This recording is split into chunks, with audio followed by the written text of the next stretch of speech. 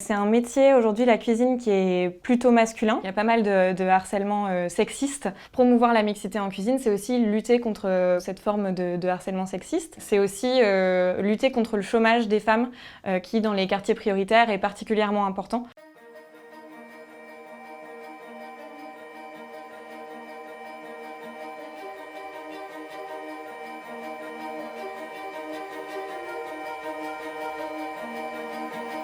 Des Étoilés des femmes, c'est un programme porté par la Table de Cana, qui est un réseau de traiteurs solidaires, sur une idée originale du chef multi-étoilé Alain Ducasse, qui permet à des femmes qui sont en situation d'éloignement de l'emploi, qui ont des difficultés d'insertion professionnelle, de suivre un CAP cuisine en alternance. En fait, elles font leur stage dans des grands établissements gastronomiques, étoilés, auprès de chefs reconnus. C'est vraiment des femmes très différentes qu'on accueille au sein du programme, que ce soit au niveau de l'âge, des pays d'origine et de leur parcours de vie. Ça peut tout simplement être quelqu'un qui n'a jamais travaillé en France, quelqu'un qui a un enfant, une femme qui élève son enfant seule, quelqu'un qui ne parle pas bien français, quelqu'un qui ne travaille pas depuis 15 ans, qui a uniquement fait de l'associatif. En fait, ça peut être beaucoup de choses. Le critère numéro 1, c'est la motivation.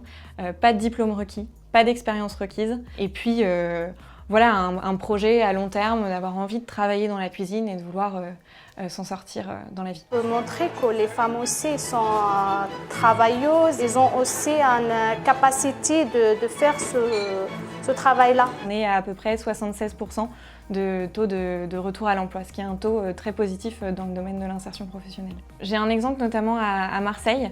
On est allé il n'y a pas longtemps, il y avait le séminaire des chefs de projet du programme des Étoilés des femmes à Marseille.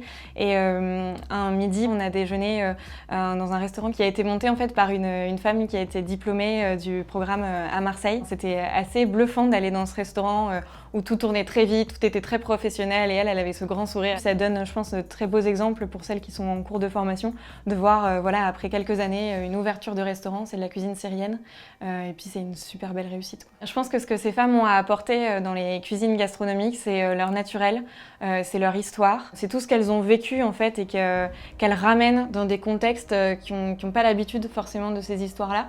Je pense qu'elles apportent du renouveau et elles fédèrent aussi des brigades autour d'un projet. On en a beaucoup qui ont autour de 40-50 ans et donc elles ont un statut de stagiaire, donc elles ont ce statut de stagiaire mais elles arrivent avec toute leur expérience de vie, leur vécu et elles donnent aussi quelque chose, je pense qu'elles transmettent quelque chose de la maturité. Alain Ducasse a eu cette idée de faire se rencontrer deux mondes, le monde de la gastronomie encore assez masculin et puis le monde de ces femmes qui en fait ont beaucoup à apporter aussi à la cuisine. Le programme des étoiles et des femmes contribue à aller dans le sens du partage, à aller dans le sens de l'humanité, dans le fait de se tendre la main et de donner la chance et de partager les cultures et d'être dans un sentiment de fraternité, oui.